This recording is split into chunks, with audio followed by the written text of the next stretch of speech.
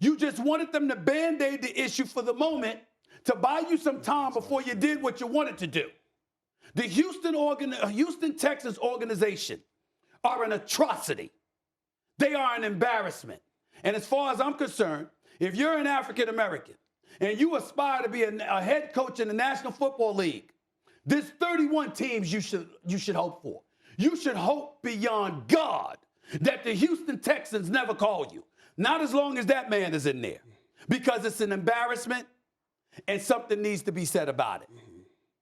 Floor is yours. And honestly, you said you don't know why the GM still has his job. I would say he still has his job because this has been the plan.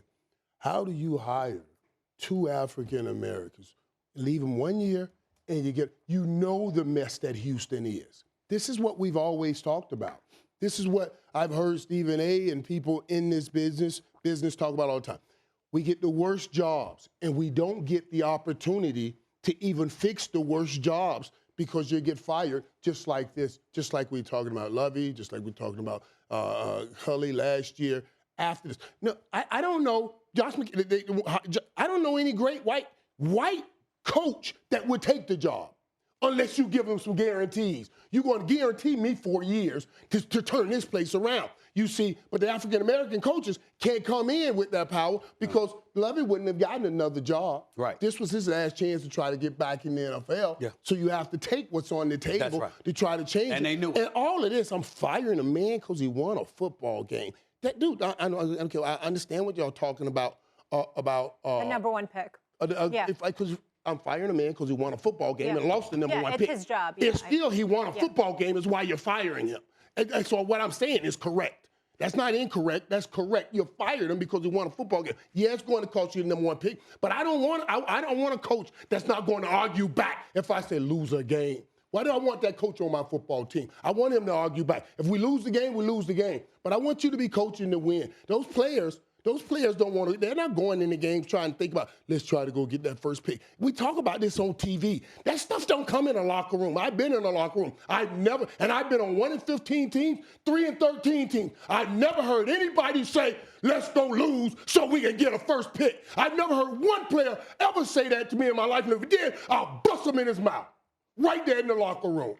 So all of this noise we're talking about, we're going to fight him because we won a game, is absolutely crazy. That's that man's job to try to go win a game and to take a mess that all of them have turned into a mess. And I was one of the first ones to start reporting on that mess. I remember, Stephen A., when you had me come in with the DeAndre Hopkins situation after I had talked to DeAndre Hopkins. I knew what was going on there.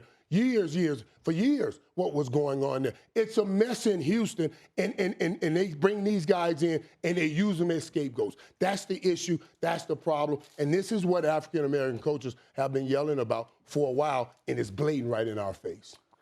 I can't say anything better than what you guys said. I think it's important for a white person to hear how you guys truly feel about it, again, because this isn't the first time I've heard these feelings be shared about the head coaching situations within the NFL. And I don't think we should let it slide.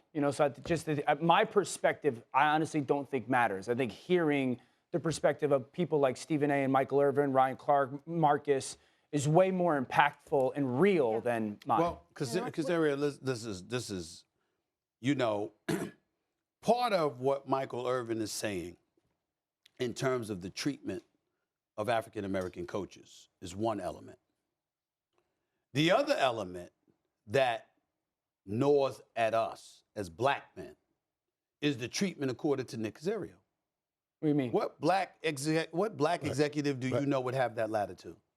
Gotcha. You come in there in January 21, you fire one coach after you fire David Culley after one season, and then you want to bring in a dude that's a volunteer assistant at a high school to be your coach.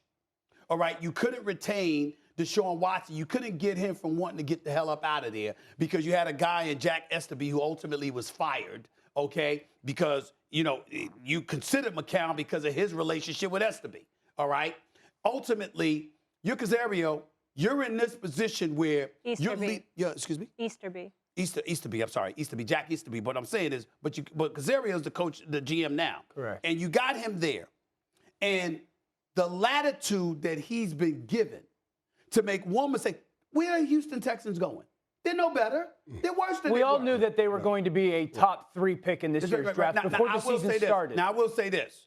You do, if you Lovie Smith, that's not a game you needed to win personally, get that number 1 overall pick, but still, because they shouldn't have his job. I'm trying to figure out why is he still TV employed stuff, guys. as the GM for the Texans. That's TV stuff, guys. Nobody in the locker room ever say we're going to lose this game, guys. It's TV stuff. And I always hear this stuff, and I'm like, you got to get those 53 players on board and let's lose this game. And if any one of them come talk to any one of the other, nobody's going to be okay with that.